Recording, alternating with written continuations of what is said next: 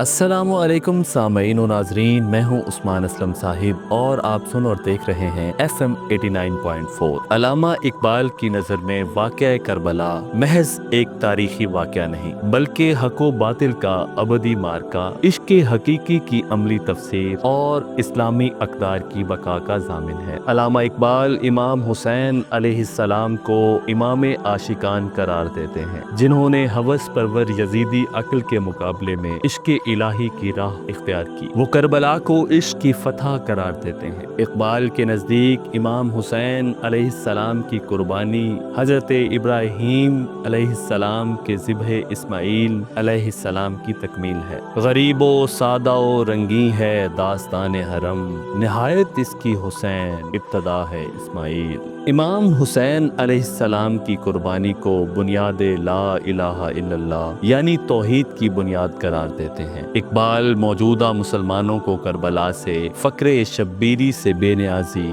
और कुर्बानी का जज्बा अपनाने की तलकीन करते हैं। एक फ़क्र है शब्बीरी, इस फ़क्र में है मेरी मीरास मुसलमानी, सरमाया शब्बीरी। इकबाल रस्म शब्बीरी के लिए उठ खड़े होने पर जोर देते हैं। निकल कर खानकाहों से अदा कर रस्म शब्बीरी के फ़क्र खान का ही है फ़कत अंदो हो दिलगीरी। अल्लामा इकबाल के नज़दीक करबला इश्क़ की आखिरी हद, हुर्रियत का दायमी इस्तारा और इस्लाम की रूहानी बका का नाम है। वो इमाम हुसैन अलैहिस्सलाम को सर्वे आज़ाद करार देते हैं, जो हर दौर में जुल्म के खिलाफ बेदारी की अलामत है। इनकी शायरी का मरकज़ी पैगाम ये है कि हयात इस्लाम खूने हुसैन अलैहिस्सलाम से है।